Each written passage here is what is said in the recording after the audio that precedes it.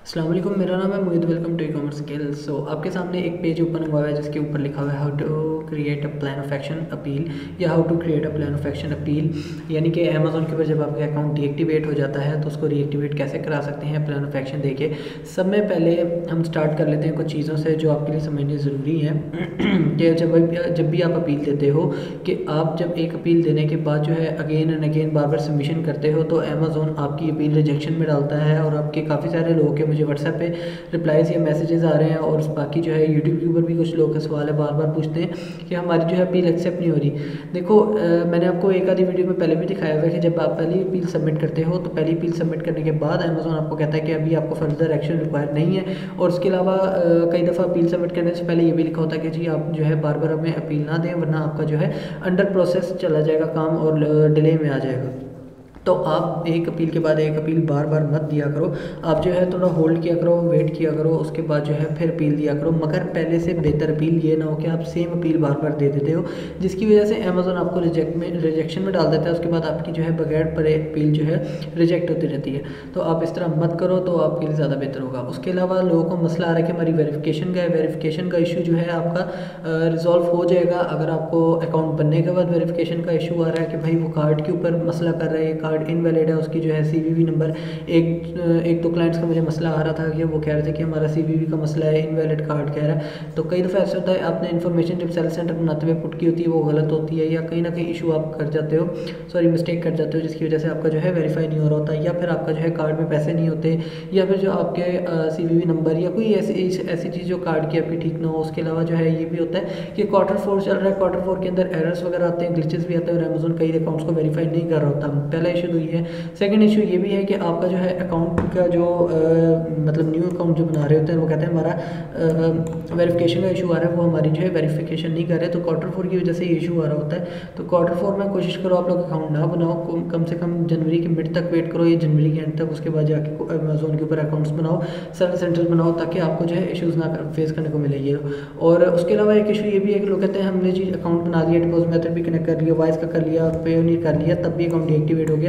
तो रीज़न ये है कि Q4 है, Q4 में अमेज़ॉन वैसे भी अकाउंट बैन कर रहा होता है और ख़ासतौर पे अब जो है अकाउंट्स काफ़ी ज़्यादा बैन कर रहा है अमेज़ॉन। तो उसके ऊपर डिपॉजिट मेथड का कोई इशू नहीं है, आप कोई भी लगा लो, कैसे भी लगा लो तो आपका चल जाता है, मगर जो है आपका वैलिड होना चाहिए, उसमें कोई इशू ना हो। उसके अलावा एक और भी इशूज़ का लोगों को आ रहे हैं कि जी हमारे जो है अकाउंट के अंदर पेमेंट फंसी हुई है, उसको डिस्पर्स कैसे करना है। पेमेंट डिस्पर्स करने का तरीका ये है कि आप जो है उसके ऊपर इनकी टीम के ऊपर जाके इनकी मेल को ओपन करो, वहाँ पर जाके उनको मेल करो, उसके बाद वो आपको रिप्लाई करेंगे, फिर आपको अगर वो अपील मांगते हैं तो अपील दे दो इनको।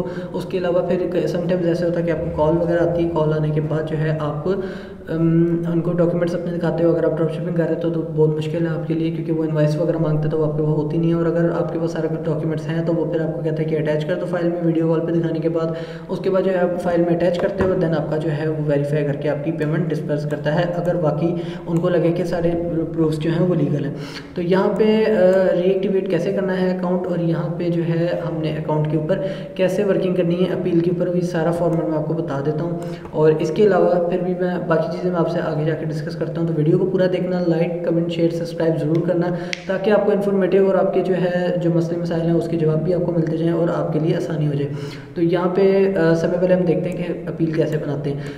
अब यहाँ पे देखना कि अपील के अंदर 3 फॉर्मेट हैं, ठीक है, रूट कॉज, स्टेप टेकन और फ्यूचर प्लान। चलो इसको बाद में डिस्कस करते हैं। समय पहले मैंने यहाँ पे लिखा हुआ है, अगर मैं कंट्रोल करके बी बोल्ड कर देता हूँ तो इजीली समझ आ जाएगा। अब यहाँ पे देखो सब में पहली चीज़ है जो आपको व्हाट इज़ दिस हैपन्ड, इस तरह की अगर चीज़ लिखी होती है अपील के अंदर या मेल के अंदर जो अमेज़ॉन आपको डीएक्टिवेशन के बाद भेजता है उसके अंदर तीनों चीज़ों का जिक्र करता है। या तो ऐसे लिखा होगा कि जी your account has been suspended in section 3 accordance with code of conduct, कि कोड ऑफ कंडक्ट के अंदर आपका जो है सेक्शन 3 के अकॉर्डिंग आपका अकाउंट डीएक्टिवेट हो गया। उसके अलावा कई दफ़ा ऐसे लिखा होता है कि आपका account your account has been deactivated in drop shipping policy violation और code of conduct in accordance with code of conduct, कुछ भी इस तरह का लिखा होता है। उसके बाद अगर यहाँ पे ना भी लिखा हो मेन स्टार्टिंग में तो व्हाई दिस इज हैपन उसके अंदर लिखा होता है। अच्छा यहाँ पे क्योंकि हमें भी स्टार्टिंग में 1-2 अकाउंट्स के साथ इशू आया था जिनकी हमने रीएक्टिवेशंस कराई थी और कुछ लोग कह रहे थे कि रीएक्टिवेशन का आपका क्या बना। तो देखो मैंने पहले भी बताया Q4 के अंदर रिजेक्शन ज़्यादा होती है। आप जितने भी प्रोफेशनल प्रोफेशनल अपील बना लो, आप जितना भी खुद को प्रूफ आउट कर लो, तो तब भी आपका अकाउंट रिजेक्शन में ही जाने देते हैं वो लोग।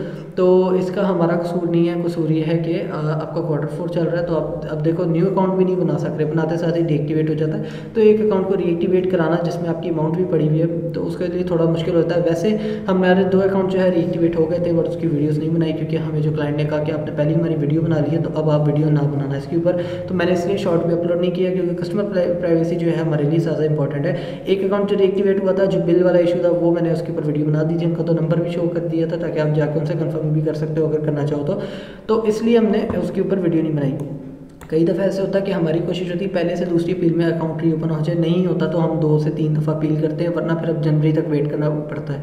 अब जो अकाउंट की मैंने अपील्स तैयार करके उनके अकाउंट में सबमिशन की हुई है, उनमें से एक अकाउंट की रीएक्टिवेशन हो गई थी, उसके बाद अगला अकाउंट भी रीएक्टिवेट हो गया था कुछ टाइम बाद, और दूसरी अपील पे हुआ था। उसके अलावा जो है 2-2 अपील्स दो अकाउंट पे ऊपर हमने सबमिट की हुई है, जो पहले रिजेक्ट होने के बाद। हर अकाउंट पे एक अपील सबमिट नहीं कर सकते, डिफरेंट अपील होती है, और आपको अपने तरीके से बनानी होती है, ताकि आपको जैसे कंटेंट राइटिंग में प्लेजरिज्म आता है, इस तरह आपको चेंज रखनी पड़ती है अपील। तो यहाँ पे अपील को स्टार्ट करते हैं जब आपको ये तीनों चीज़ें उसके अंदर मिल जाती हैं कि ड्रॉप शिपिंग पॉलिसी वायलेशन लगी है, साथ सेक्शन 3 और आपकी जो है कोड ऑफ कंडक्ट। अब इधर चीज़ें समझना कि ड्रॉप शिपिंग पॉलिसी वायलेशन में क्या है। ड्रॉप शिपिंग में अमेजोन आपको कहता है, मैंने ये चीज़ पहले भी आपको क्लियर आउट की है कि ड्रॉप शिपिंग के अंदर क्या है। ड्रॉप शिपिंग के अंदर वो कहता है कि आपने रिटेल से लेके रिटेल टू रिटेल नहीं बेचना, ठीक है। आप रिटेल से रिटेल में नहीं बेच सकते, आप होलसेल टू रिटेल बेचो, वो सही है। उसके बाद अगर वो कहता है ठीक है आप बेचना चाहते हो रिटेल से रिटेल में, तो फिर आप जो है उसकी पैकिंग, यहाँ पे मैं टाइप कर ही देता हूँ, पैकिंग इनवॉइसेस, इस चीज़ को ध्यान से समझना, इनवॉइसेस, और उसके अलावा जो है इंफॉर्मेशन, अब इसमें कॉन्टैक्ट भी आ जाएगा, ईच एंड एवरीथिंग आ जाएगा, एड्रेस सारा कुछ आ जाएगा, तो इस चीज़ को माइंड में रख लेना। तो यहाँ पे इंफॉर्मेशन और आपके जो है प्रिंटिंग, लेबल्स, मैं बल्कि लेबल्स लिख देता हूँ आसानी के लिए, तो यहाँ पे लेबल्स वगैरह ये सारी चीज़ें ना हो, बिल्कुल रॉ पैकेजिंग हो, और जो है आपका सारा कुछ रिमूव हो उसके ऊपर से, रॉ पैकिंग, ठीक है। यहाँ पे रॉ पैकेजिंग होनी चाहिए आपकी। तो जब भी आपको ड्रॉप शिपिंग पॉलिसी वायलेशन लगेगी, तो आपको पता है आप ड्रॉप शिपिंग कर रहे हो, तो आपको पता है कि भाई मैंने ड्रॉप शिपिंग की है, तो मुझे ड्रॉप शिपिंग पॉलिसी वायलेशन लिखी है। अब जब भी आपने अपील का फॉर्मेट बनाना है, वो भी मैं अभी आपको बताता हूँ अपील का क्राइटेरिया क्या है। दूसरी चीज़ आपने ये देख लो, यहाँ पे मैं एक्सप्लेनेशन को भी डिफाइन करता हूँ सेक्शन 3 की। सेक्शन 3 में क्या है, सेक्शन 3 में 2 चीज़ें हैं, A to Z guarantee claims, और सेकेंडली चार्ज बैक क्लेम्स, ठीक है। 2 चीज़ें हैं सिर्फ आपकी जो है इसकी सेक्शन 3 की पॉलिसी में। अगर आपने कभी पढ़ी हो तो सेक्शन 3 की पॉलिसी वायलेशन में 2 चीज़ें, A to Z guarantee claim, और ये दोनों चीज़ें आती हैं ODR में, ठीक है। यहाँ पे मैं मेंशन भी करता हूँ ODR, ठीक है, जिसके अंदर यानी कि ऑर्डर डिफेक्टेड, जिसके अंदर आपकी 3 चीज़ें हैं, नेगेटिव फीडबैक, ठीक है, और उसके अलावा आपके पास 2 चीज़ें हैं, A to Z guarantee claim और चार्ज बैक। अब नेगेटिव फीडबैक कैसे आ गया कि भाई आपने जो प्रोडक्ट भेजी कस्टमर सेटिस्फाई नहीं हुआ, उसने नेगेटिव फीडबैक दे दिया, कई दफ़ा जान के भी दे देते हैं। तो वो सिंपल सिनेरियो जो है यहाँ पे हम लिख लेते हैं नॉट सेटिस्फाइड, ठीक है, तो आपको ईजिली आसानी हो जाएगी। उसके बाद हमारे पास आ जाता है A to Z guarantee claims. अब A to Z guarantee claim में क्या है, सिर्फ ये जो 2 पॉलिसीज़ हैं ये आपकी सेक्शन 3 में आती हैं, ठीक है। इस चीज़ को माइंड में रखना, A to Z guarantee claim या चार्ज बैक क्लेम लग जाए आपको, तो ये आपकी दोनों चीज़ें सेक्शन 3 के अंदर आती हैं। अब A to Z guarantee claim में क्या है, अगर आपका पार्सल जो है डिफेक्ट निकले कस्टमर के पास, ठीक है, या नॉट डिलीवर्ड, उसको पहुँचे ही ना, ठीक है, उसके अलावा उसकी जो है नॉट वर्किंग प्रॉपर है, ठीक है, कि उसकी काम नहीं कर रही प्रोडक्ट सही तरह, ठीक है, और आगे हम रीज़न लिख लेते हैं, या जो है वो गुम गई है तो वो आपकी जो है डिलीवर में नहीं आएगी, या उसको पहुंची है तो लेट भी हो सकती है। यहाँ पे वैसे तो वो LSR में आता है, ठीक है, मगर यहाँ पे बहुत सारी चीज़ें हैं कि आपकी डिफेक्ट हो जाए, टूट जाए, ख़राब हो जाए, या वर्क नहीं कर रही हो प्रॉपरली, या उसके अलावा जो है आपका पार्सल ही ना पहुंचे उसके पास। तो इस सिनेरियो में ये मैंने 3-4 चीज़ें लिख ली, मगर मैं आपको बता देता हूँ कि इन चीज़ों के ऊपर आपको A to Z guarantee claim आता है। फ़र्ज़ कर लो उसको पार्सल ही नहीं मिला, तो वो कहेगा भाई 7वें 8वें 10वें दिन पूछेगा भाई मेरा पार्सल किधर है, और आपको खुद नहीं पता होगा, वो मिसप्लेस हो गया होगा कोरियर सर्विस की वजह से। अब देखो यहाँ पे कोरियर सर्विस की वजह से मिसप्लेस हुआ, मगर अकाउंट तो आपका है, तो अकाउंट आपके ऊपर जो है उसका नेगेटिव इम्पैक्ट आएगा। अब इन तीनों चीज़ों में से एक चीज़ भी बढ़ जाती है, तो आपकी ODR की परसेंटेज होती है 1%, ठीक है।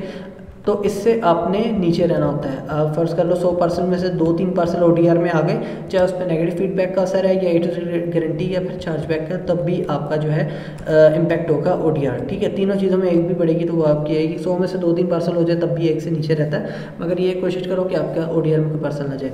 उसके बाद चार्जबैक क्लेम आ जाता है। चार्जबैक में क्या है, फर्ज कर लो आपने कोई चीज़ भेजी, कस्टमर को पसंद नहीं आई, ठीक है, टूटी हुई है, ख़राब है, नहीं पहुँची। अब ये ऊपर वाला सिनेरियो जो A to Z गारंटी के अंदर है हमारा, वही सिनेरियो है। इस तरह के सिनेरियो में कोई भी चीज़ निकल आई उसकी, तो उसने जो है आपको कहना नहीं ठीक है मुझे रिफ़ंड दे दो। तो आपने जो है अगर रिफ़ंड नहीं कर रहा होगा, यानी कि नॉट रिफंडेड लिख देता हूँ यहाँ पे, तो फिर आपको जो है चार्ज बैक क्लेम आएगा कि जो आपने चार्ज बैक ही नहीं किया उसको, कस्टमर को उसके पैसे वापस नहीं किए, जिसकी वजह से आपको चार्ज बैक आएगा। और ये आता है रिफ़ंड की वजह से मोस्टली, कि आपने जो है प्रोडक्ट, और कई दफ़ा ऐसा भी होता है कि लोग कहते हैं ठीक है हम आपको चार्ज बैक देते हैं मगर आप जो है हमें प्रोडक्ट वापस भेज दें। तो आपने ये भी नहीं करना, आपने कस्टमर से फीडबैक भी नहीं मांगना।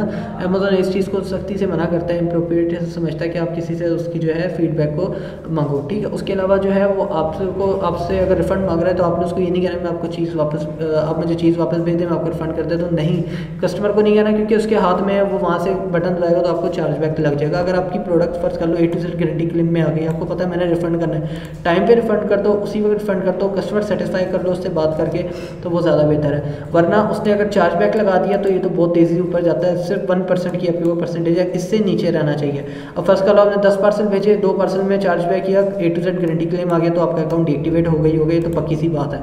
ठीक है, तो आपने उस चीज़ से बचना है, ODR को अपना बचाना है। ODR में 3 चीज़ें हैं, इन तीनों चीज़ों में से सिर्फ A to Z गारंटी और चार्ज बैक क्लेम्स के थ्रू आपको सेक्शन 3 लगता है, अगर आपने सेक्शन 3 की पॉलिसी वायलेशन पढ़ी हो तो। उसके बाद आती है बारी कोड ऑफ कंडक्ट की।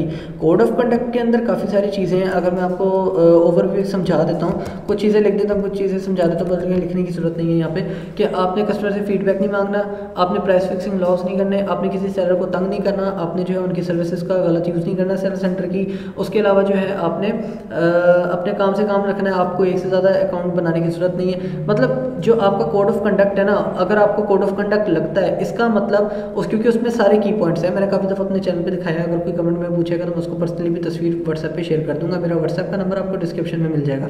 अगर आप जो है उसमें से एक लाइन की भी वायलेशन करते हो तो समझो आपको सिर्फ वो लाइन की या वो उस सेक्शन की आपको पॉलिसी वायलेशन नहीं लगती, आपको सारी पॉलिसीज़ उस कोड ऑफ कंडक्ट है, यानी कि सारी पॉलिसीज़ का निचोड़ है कोड ऑफ कंडक्ट। ठीक है, और सेक्शन 3 में 2 चीज़ों का निचोड़ है, A to Z गारंटी और चार्ज बैक का, इन 2 चीज़ों का निचोड़ है। अगर आपको सिर्फ कोड ऑफ कंडक्ट लगता है तब भी आपका पूरा समझो, आपका पूरा ड्रॉप शिपिंग भी आ गया, आपको सारी पॉलिसीज़ आ गई, वायलेशन आ गई, सारा कुछ लग गया। ठीक है, तो आपने उसको जस्टिफाई करना होता है। उसके बाद अगर आपका जो है सेक्शन 3 लगा है सिर्फ, तो सेक्शन 3 में सिर्फ 2 चीज़ें आपको पता होगा कि आप ड्रॉप शिपिंग कर रहे थे, हाँ वाकई कर रहे थे, 2-3 पार्सलों में इशू आया, तो वो आपको सीधा पता लग जाए भाई ODR का इशू है। ये तो एक सिंपल सी चीज़ है। ठीक है, नेगेटिव फीडबैक तो ODR में ही आ जाता है, तो खैर उसको छोड़ दो। यहाँ पे आपकी जो है मेन चीज़ है क्राइटेरिया अपील राइट करने का, रूट कॉज। अब इम्पॉर्टेंट चीज़ है, इसको खास तौर पे ध्यान से सुनना, कुछ लोगों ने वीडियो छोड़ दी होगी बट जो सुन रहे हैं उनके लिए काफ़ी फ़ायदेमंद होगी। अब रूट कॉज में आपने क्या लिखना है, फर्स्ट कर लो मुझे ये तीनों चीज़ें लग गई, कोड ऑफ कंडक्ट, सेक्शन 3 और ड्रॉप शिपिंग पॉलिसी वायलेशन। तो रूट कॉज में समय पहले मैं एक्सप्लेन करूँगा अपना थोड़ा सा, उसके बाद मैं आपको अपील पे भी लेके चलता हूँ कि अपील कैसे मैंने तैयार की है और आपको क्या क्या चीज़ उसमें रिक्वायर है।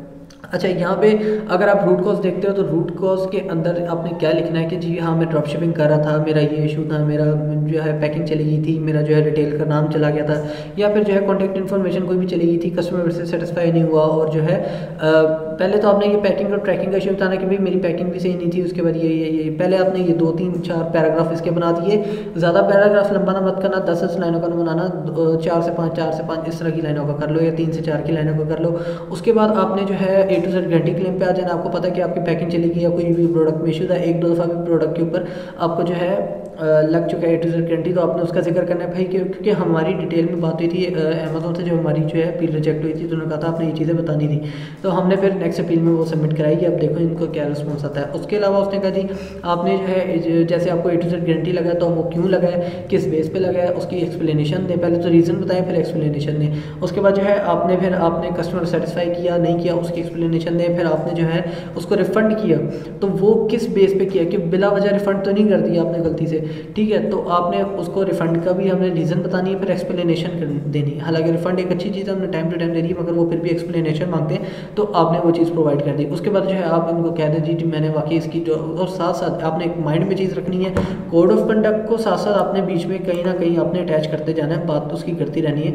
यानी कि जी मुझे पता है मैंने ये चीज़ नेगेटिव फीडबैक आ गया, वो इसलिए है क्योंकि मैंने खुद उस कस्टमर से मांगा था और जो है उसने नेगेटिव फीडबैक दे दिया, जो कि कोड ऑफ कंडक्ट की पॉलिसी वॉल्यूशन है बहुत गंदी। तो इस तरह करके आप थोड़ी सी रूट कॉज अपनी लिख लो कि आपको पता है, जब जाहिर सी बात है मेरे से ज़्यादा जो मेरे से अपील राइट करवाते हैं उससे ज़्यादा बेहतर उस पर्सन को पता होता है जिसका अकाउंट होता है। तो यहाँ पे आपको ज़्यादा इस चीज़ के बारे में नॉलेज होगा।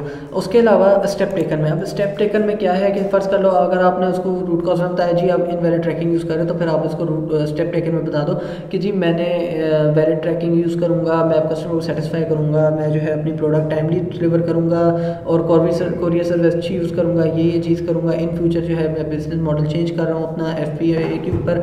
हाँ, ये चीज़ अगर आपको लिखना चाहते हो तो ये लिख सकते हो, बहुत मेन की पॉइंट है कि आप बेशक मेरा FBA मैन कर दो अगर आप बाकी आप ड्रॉपशिपिंग दोबारा नहीं करना चाहते, वरना नेक्स्ट टाइम ये होगा, अगर अकाउंट खुल गया तो नेक्स्ट टाइम ये होगा कि आप जो है पहला पार्सल भेजोगे और आपका अकाउंट दोबारा डीएक्टिवेट हो जाएगा ड्रॉपशिपिंग के तहत में। तो आपने ये चीज़ उसके अंदर जो है लिखनी है कि आपने जो है ड्रॉपशिपिंग अब से नहीं करनी है, अपने FBA के अंदर शिफ्ट करना है और क्यों आपने उस मॉडल पर शिफ्ट करना है और आपके माइंड में कैसे उसका प्लान है, उसकी एक्सप्लेनेशन थोड़ी सी दे दो।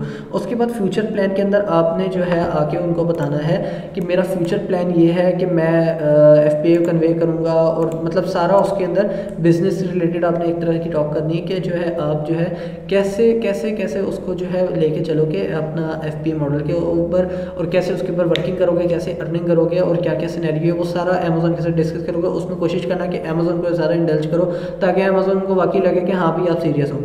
तो खैर ये है आपका अपील बनाने का फॉर्मेट। अब मैं आपको दिखाता हूँ कुछ क्लाइंट्स की जिनकी मैंने अपील निकाली थी, उनकी मैं आपको अपील दिखाता हूँ। ये देखें उन्होंने लिखा है स्पेशल अपील उस तरह जी, और ये नोटिस आपको अपील के बॉक्स के ऊपर लिखा होता है, has your account has been deactivated in error. तो उसने लिखा हुआ है over account has been was deactivated for the following reason and we have the resolve all the issues, ठीक है। और ये उसने रूट कॉज दिया। अब यहाँ पे देखो रूट कॉज कितनी है, यहाँ तक है तकरीबन एक पैराग्राफ की है, ये आपकी रूट कॉज है। ज़बरदस्त है ये काम। खैर उसके बाद आपकी एक्शन टेकन क्या है इसके, ये देखो ये एक्शन टेकन है, ठीक है। दो से 3 पैराग्राफ और एंड में जो है सप्लायर की उसने डिटेल अटैच कर दी। तो ऐसी चीज़ नहीं करनी है आपने, बिल्कुल भी ये काम बिल्कुल भी नहीं करना। ये अपील का फॉर्मेट नहीं है। अपील में आपको दिखाता हूँ, मैंने एक अपील बनाई है मगर आप इसको कॉपी मत करना, अकाउंट नहीं ओपन होगा, क्योंकि ये एक लाइक एक्सपीरियंस के लिए मेल बनाई थी मेरे स्टूडेंट ने, और सॉरी अपील बनाई थी। अगर आप कहोगे तो मैं पर्सनली आपको शेयर भी कर दूंगा।